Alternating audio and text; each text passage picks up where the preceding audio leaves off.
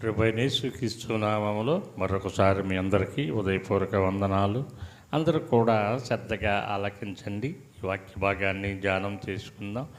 33వ కీర్తన 7 వచనాలని మనము చదివాం. 7 వచనాల్లో కొన్ని వచనాలను మనం ధ్యానం చేసుకుందాం. నీతిమంతులారా యెహోవాను బట్టి ఆనందించుడి.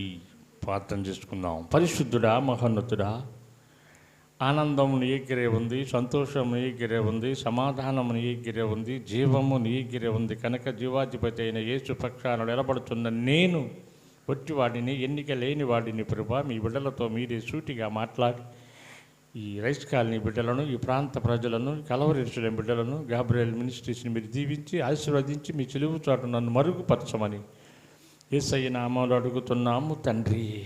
ఆమేన్. హల్లెలూయా. ఆనందం ఎక్కడుందంటున్నాడు ఏమా? ఈ లోకములో ఎక్కడ ఆనందము శాశ్వతం కాదు.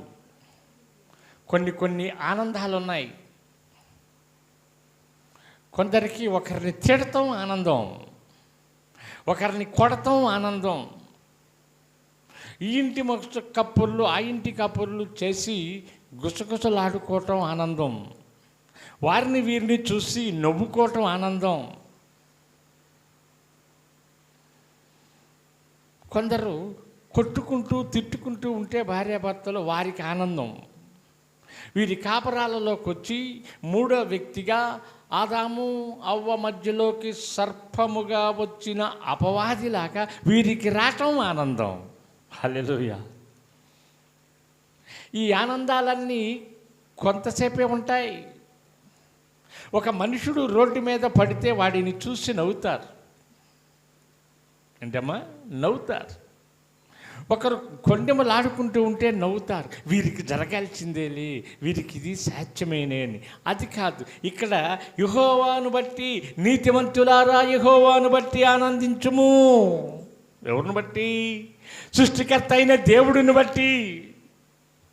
యుగ యుగాలు ఉండే దేవుడి దగ్గర ఆనందం ఉందని సృష్టిలోని ఆయనను కలగ తెచ్చినవాడు, నీకోసము నా కోసము ప్రాణం ఇచ్చినవాడు, నీకోసము నా కోసము పరలోకము నుండి భూలోకానికి వచ్చినవాడు, నిత్యరాజ్యానికి మళ్ళీ తీసుకుని వెళ్తానికి వస్తూ ఉన్న సృష్టికర్తని విడిచిపెట్టి సృష్టిని ప్రేమిస్తూ సృష్టిలో ఆనందం కోసం పరిగెత్తుతూ ఉంది ఈనాడు మనుషుల ప్రయాణం, మానవ ప్రయాణం.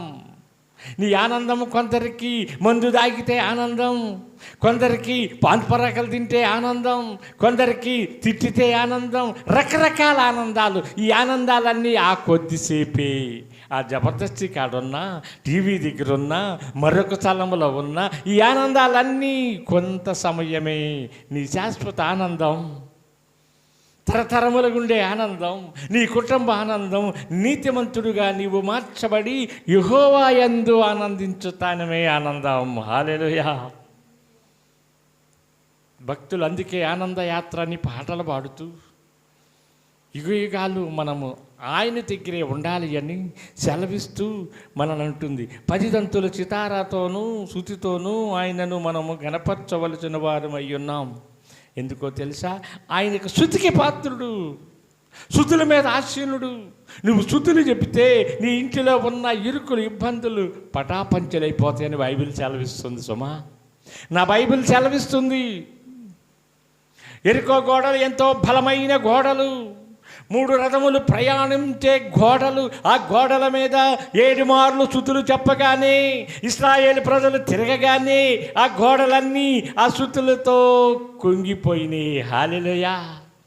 నీ ఇంట్లో నీకు మించిన సమస్య ఉందేమో, నీకు మీదకి అనేకులు కాలు దువ్వుతున్నారేమో, నీకోసము ఎందరో గోతులు తీస్తూ ఉన్నారేమో, నిందలు మోపుతూ ఉన్నారేమో, యెహోవా దగ్గరికి రా. ఆనందం, సంతోషం, సమాధానముగా ఉంటావు ఇక్కడ. సమాధానముగా. 5వ వచనం చదవండి.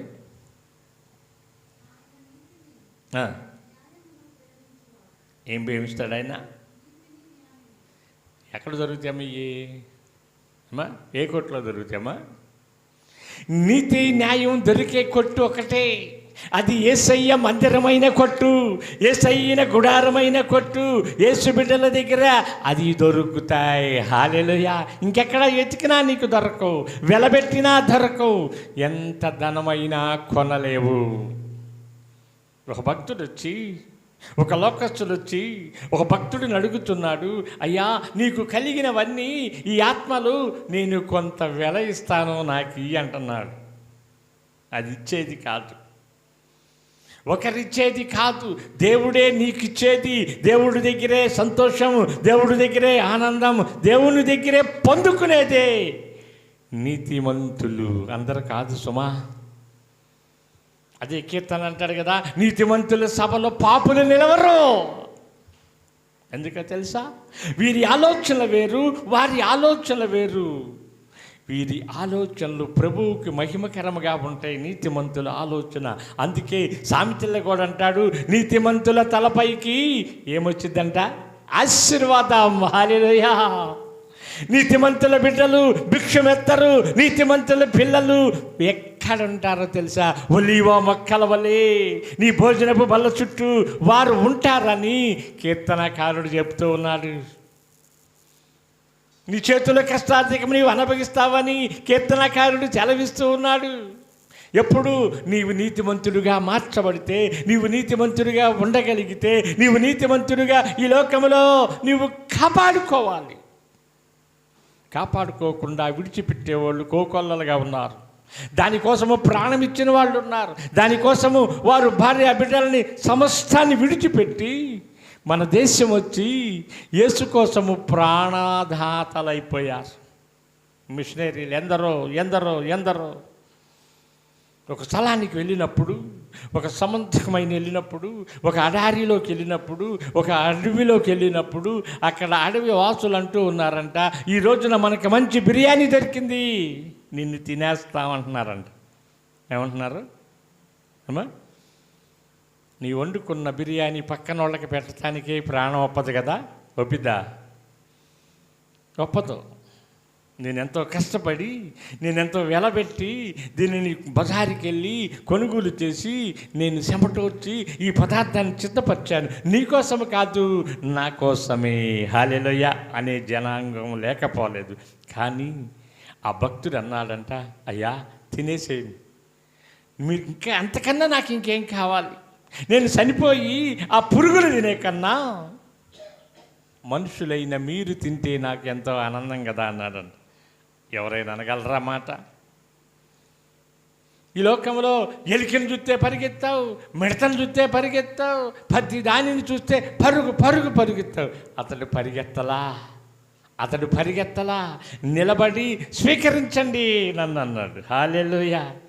ఆ ఒక్క మాట, ఆ తీర్మానానికి ఆ ప్రాంత ప్రజలందరూ కూడా యేసును నమ్ముకుని యేసు నామములో ఆనందిస్తూ ఉన్నారు, సంతోషిస్తూ ఉన్నారు, సమాధానంగా ఉన్నారు. అది కావాలి. 7వ వచనం చదవండి. సముద్రములను దేనికంట?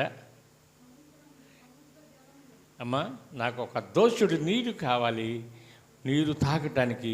దోషుడితో నీరు ఇటక తెస్తారా? వచ్చిద్దా నీరు ఎడదాకా? త్వరలోనే కారిపోతుంది. కానీ ఈయన అంటే సముద్రాలంటే అసలు దానికి కొలత లేదు కదా.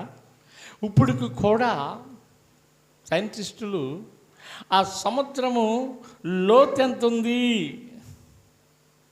ఎన్ని కిలోమీటర్లు ఎటు భాగం ఉంది అని కొలతలు ఇయ్యలేక వారు సతమతం అవుతున్నారంట. ఇక్కడ ఏమంటున్నాడు? సముద్రాలనే రాశిగా కూరుస్తాడంట నా తండ్రి.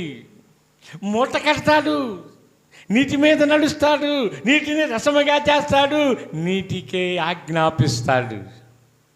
భక్తుడైన యెహోషువ ప్రార్థన చేయగానే ఏమైపోయింది? వర్షం ఆగిపోయింది, సూర్యచంద్రులు ఆగిపోయాయి. అట్టి చేసిన కార్యాలు ఈనాడు ఏమైపోని అని వెతుకుతూ ఉంటే మనకి దొరకటల్లా, వెతుకుతుంటే దొరకటల్లా. ఎందుకని? ఎన్ని నాణ్యం పోయింది, దీపం వెలిగించి దేవులాడుకుని పొందుకుంది. ఆనాడు ప్రజలు వారు, ఈనాడు ప్రజలమైన మనము అదే బైబిలు, అదే దేవుడు ఒక్క కార్యము కూడా చూచుటకు మన కళ్ళు ముందు లేదు. హల్లెలూయా. ఎందుకో తెలుసా? ఇది కృపాకాలం. నిన్ను ఎవరైనా తిట్టుతున్నారా? తిట్టని. నిన్నెవరైనా కొట్టుతున్నారా? ఇంకా కొట్టని. వారి వారి క్రియలను బట్టి నేను ఉన్నాను నా కుమారుడా అని మమ్మల్ని దేవుడు ఓదార్చుతున్నాడు. ఏం చేస్తున్నాడు? ఓదార్చుతున్నాడు. పండిన కాయి నేలకు రాలక తప్పదు. నీ నోటిలో ఆయనే నింపుతాడు. హల్లెలూయా. నీటిని రసముగా మార్చినవాడు, నీటి మీద నడిచినవాడు, నీటిని మూట కట్టినవాడు నా పక్షాన ఉన్నప్పుడు నాకెందుకు భయం? తిట్టుకో, నిందలేసుకో. నీవు వేసే ప్రతి నింద నాకు 100గా మారింది సుమా, అది గుర్తుపెట్టుకో. నీవు తూలే ప్రతి బూతు నాకు వరముగా మారింది. అవన్నీ కూడా నా యేసు నా పక్షాన ఉన్నాడు గనుక 10,000 మంది నా ముందు కూలినా నా దేవుడు లేవనెత్తుతాడు. నా దేవునితో పరదేశిలో ఉంటా. నా దేవుడి కోసము, పరదేశి కోసమే ప్రయాసపడుతూ ఉన్నాడు. నా సృష్టికర్త అయిన నన్ను వధించినవాడు, నా కోసం వధించబడినవాడు, నా కోసం ప్రాణం ఇచ్చినవాడు, నా కోసం ఒకటి దగ్గుదు 40 కొరడా దెబ్బలు తిన్న తండ్రితో పోల్చుకుంటే ఏ పాటివి శ్రమలు, ఏ పాటివి తిట్లు, ఏ పాటివి నిందలు. హల్లెలూయా. హల్లెలూయా. ఇతడు 3 దినాలలో 7 సంవత్సరాలు కట్టిన మందిరాన్ని పడగొట్టి 3 దినాల్లో మందిరము కడతానన్నాడు అని పిలాతు దగ్గర నిందలు మోపారు. కానీ నా తండ్రి నోరు తెరవల. అలాగే మనము కూడా క్రైస్తవులైన మనము మన నీతిని బట్టి యెహోవా దగ్గర ఆనందిద్దాం, యెహోవా దగ్గర సంతోషిద్దాం. మన దేవుడు మనల్ని కాపాడతాడని ఈ చిన్న మాటలు దేవుడు దీవించునుగాక. సాక్ష్యాలు, కానుకలు.